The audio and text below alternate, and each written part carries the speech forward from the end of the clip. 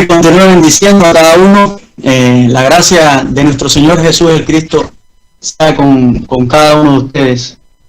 Mi nombre es el pastor Eliel Fernández Guerra desde Cuba. Les mandamos un saludo a todos los que están escuchando y viendo esta transmisión. Y en este momento vamos a estar compartiendo acerca del culto espiritual del cristiano. Podemos buscar en nuestras Biblias, en el libro a los Romanos, en la carta a los Romanos, capítulo 12, versículo 1 y 2.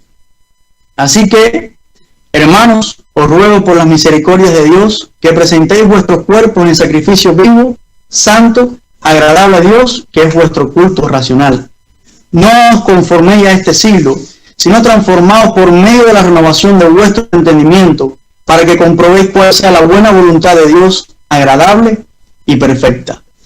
Dios nos ha revelado a su Hijo Jesús como el Cristo, para que a través del Espíritu Santo Él pueda recibir verdadera adoración y verdadera alabanza. En Isaías capítulo 43, versículo 7 y versículo 21, estaremos leyendo: todos los llamados de mi nombre, para gloria mía los he creado, los formé y los hice. Versículo 21, este pueblo he creado para mí, mis alabanzas publicará. Todos los que hemos creído que Jesús es el Cristo, debemos saber cuál es el verdadero culto y restaurarlo ante Dios. A través de las Escrituras podemos ver cómo las personas fracasaron en dar el culto a Dios, y estaremos viendo algunos ejemplos. Dios crea toda la creación para que rindiera el culto a Él, y Adán tenía que rendir este culto a Dios. Pero vemos precisamente que todo el problema de la humanidad comienza desde el punto en que Adán fracasa en rendir el culto a Dios. Dios le había dado un mandato bien preciso a Adán, y ahí está el núcleo de rendir el culto a Dios. Dios le dijo a Adán: del árbol del fruto, no comerás del fruto del árbol de la ciencia del bien y del mal. Y en obedecer esta palabra, ahí estaba el culto a Dios. Podemos ver que Adán había sido creado un ser a la imagen y semejanza de Dios. Había sido creado rey, había sido creado hijo, había sido creado semejante a Cristo, un ser viviente, una criatura bendecida. Y tenía toda la potestad para gobernar y señorear y sojuzgar sobre toda la creación acá en la tierra.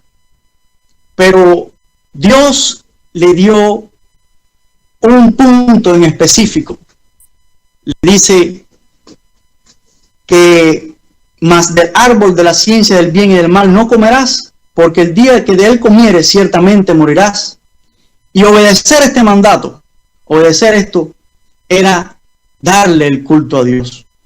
En este sentido, Adán fracasa en dar el culto a Dios, y entonces comienza todo el problema por haber fracasado en dar el culto. También podemos ver cómo Caín falla en dar el culto a Dios. En Génesis 4, capítulo 4, versículo 1 al 15, ahí vemos cómo Abel presenta una ofrenda delante de Dios que es agradable a Dios, y Caín también presenta una ofrenda, pero esta ofrenda había sido basada en su propio esfuerzo. No estaba mirando hacia la promesa del Mesías. Había dejado a un lado esto, y por eso esa ofrenda no fue agradable a Dios, y entonces falla en dar el culto a Dios, y entonces fracasa en toda su vida. También podemos ver en Levítico capítulo 10, versículo 1 al 11, Nadab y Abiú, hijos de Aarón, tomaron cada uno su incensario y pusieron en ellos fuego, sobre el cual pusieron incienso, y ofrecieron delante de Jehová fuego extraño que él nunca les mandó. Y salió fuego delante de Jehová y los quemó, y murieron delante de Jehová. Vemos que ellos no cumplieron con el mandato de Dios y no dieron el culto a Dios y entonces perdieron su vida. También podemos ver el ejemplo del rey Saúl en 1 Samuel capítulo 13, versículos 8 al 14, cuando él toma el lugar del profeta y ofrece sacrificios a Dios, y era algo que Dios no le había mandado que hiciese, y entonces pierde sus bendiciones como rey.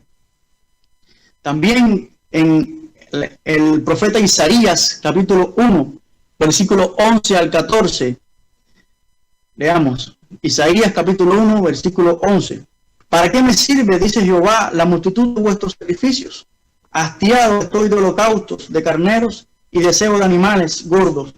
No quiero sangre de bueyes, ni de ovejas, ni de machos cabríos. ¿Quién demanda esto de vuestras manos?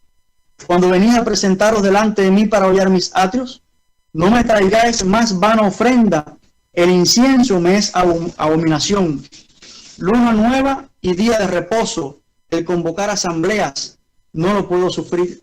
Son iniquidad vuestras fiestas solemnes, vuestras lunas nuevas y vuestras fiestas solemnes, las tiene aborrecidas mi alma.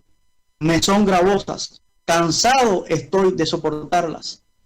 Aquí vemos como el pueblo de Israel estaba ofreciendo sacrificios y haciendo fiestas solemnes, pero habían perdido el sentido de todo lo que estaban haciendo. Y entonces no estaban rindiendo el culto a Dios. Simplemente estaban haciendo todas estas cosas fuera del verdadero significado que ellas tenían. Y en todos estos ejemplos que hemos visto, podemos ver que cada uno de ellos dio el culto a Dios, pero no dieron el verdadero culto a Dios y por eso fracasaron. El verdadero culto a Dios es el culto que se hace en espíritu y en verdad. Juan 4:24 nos dice, Dios es espíritu y los que le adoran en espíritu y en verdad es necesario que adoren. El culto que se da en espíritu y en verdad no es un culto externo para mostrarnos, para preservar una forma, para que alguien nos vea, sino que este culto debe ser verdaderamente el resultado de amar a Dios y de estar con Dios. En Isaías capítulo 29, versículo 13, podemos ver cómo el profeta hablaba y decía, dice pues el Señor, porque este pueblo se acerca a mí con su boca y con sus labios me honra, pero su corazón está lejos de mí y su temor de mí no es más que un mandamiento de hombres que le ha sido enseñado. También el Señor Jesús el Cristo, en Marcos capítulo 7, versículo 6, decía, respondiendo él les dijo, hipócritas, bien profetizó de vosotros Isaías, como está escrito, este pueblo de labios me honra, mas su corazón está lejos de mí, pues en vano me honran, enseñando como doctrina mandamientos de hombre. El dar el culto en espíritu y en verdad es algo que se hace aferrado a la palabra de verdad, es decir, aferrado a Cristo. El culto se da a través de creer que Jesús es el Cristo y obedecer a esta fe. El verdadero culto lo pueden dar las personas que creen que Jesús es el Cristo, como nos decía el Señor en Juan 14:6, yo soy el camino, la verdad y la vida, y nadie va al Padre si no es por mí. El culto que se da con la gracia y el agradecimiento y el gozo del hecho de la salvación, ese viene por resultado de que Jesús, como el Cristo, ha resuelto todos nuestros problemas, resolviendo el problema fundamental, que era que estábamos separados de Dios. Y este es el culto que se da en espíritu y en verdad, el resultado de la salvación. El proclamar la palabra de verdad produce en nosotros una fuerza que recibimos a través del Espíritu Santo, y esto nos permite percatarnos de la voluntad de Dios y presentarnos correctamente ante Dios. Y de esta manera es que podemos ofrecer el culto en espíritu y en verdad. Pero como creyentes tenemos que cuidarnos sumamente de no dar un culto por un hábito, por una religiosidad, por una formalidad, sino este culto tiene que nacer del estar con Dios. Entonces, el culto, el verdadero culto a Dios, se extiende a todos los ámbitos de nuestra vida.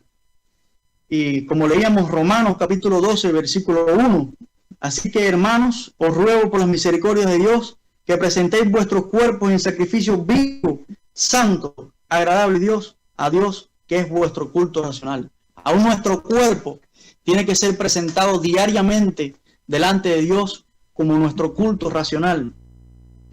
No es simplemente este culto que hacíamos antes por un hábito o una formalidad que nos reuníamos, sino que es un culto que incluye todos los aspectos de nuestra vida. Entonces, ya no vivimos más para el mundo, ya no vivimos más por la carne, no vivimos más por las tentaciones, sino que, como decía Romanos capítulo 12, versículo 2, no os conforméis a este siglo, sino transformaos por medio de la renovación de vuestro entendimiento, para que comprobéis cuál sea la buena voluntad de Dios, agradable y perfecta. Entonces ya no vivimos más por nosotros mismos. Cuando conocemos la voluntad de Dios, en Gálatas capítulo 2, versículo 20, el apóstol Pablo decía, con Cristo estoy juntamente crucificado. Ya no vivo yo, mas vive Cristo en mí.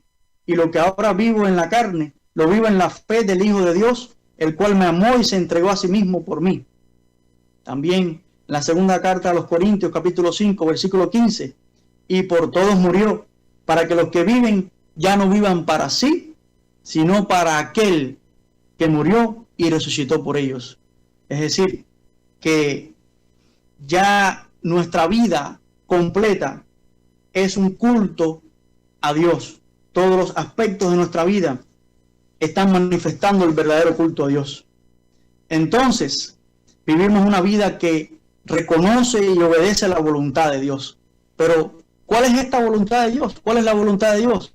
Veamos en la carta, el Evangelio según San Juan, capítulo 6, versículo 39, dice, y esta es la voluntad del Padre, el que me envió, que de todo lo que me diere no pierda yo nada, sino que lo resucite en el día postrero. Y esta es la voluntad del que me ha enviado, que todo aquel que ve al Hijo y cree en Él tenga vida eterna, y yo le resucitaré en el día postrero. Entonces, estamos viendo que la voluntad de Dios es que nadie se pierda, que todos procedan al arrepentimiento y a la salvación, es decir, reencontrarse con Dios. Y esto viene siendo el culto que le ofrecemos a Dios, es decir, la obediencia a su pacto. Vemos que Jesús en Mateo 28, capítulo 28, versículo 18 al 20, le dice a sus discípulos, Jesús se acercó y les habló diciendo, toda potestad me es dada en el cielo y en la tierra. Por tanto, id y haced discípulos a todas las naciones, bautizándolos en el nombre del Padre y del Hijo y del Espíritu Santo. Vemos que Dios, el Señor Jesús el Cristo, nos da un mandato bien directo y es hacer la evangelización mundial. Entonces, esto es lo que Dios nos pide en este momento. Nos ha restaurado a través de Jesús el Cristo, su sacrificio en la cruz, y nos ha reconciliado con Dios, y entonces nos da un mandato bien claro. Segunda de Corintios capítulo 5 versículos 18 al 19 dice, y todo esto proviene de Dios, quien nos reconcilió consigo mismo por Cristo y nos dio el ministerio de la reconciliación. Versículo 19, que Dios estaba en Cristo reconciliando consigo al mundo, no tomándoles en cuenta a los hombres sus pecados, y nos entregó a nosotros la palabra de reconciliación. Entonces, este es el encargo directo que tenemos, y aquí entonces está el punto en el cual nosotros le ofrecemos el culto a Dios. Ofrecemos este culto a Dios en espíritu y en verdad, dado por el Espíritu Santo, quien nos revela a Jesús como el Cristo y quien nos capacita para hacer la evangelización mundial. Entonces, hacer la evangelización mundial es la forma de prepararnos y de esperar la segunda venida del Señor. Él prometió que regresaría. Y nos dice en Mateo 24:14, y será predicado este evangelio del reino en todo el mundo para testimonio de las naciones, y entonces vendrá el fin. Esta es la manera de estar esperando y estar haciendo que el Señor regrese en nuestros días.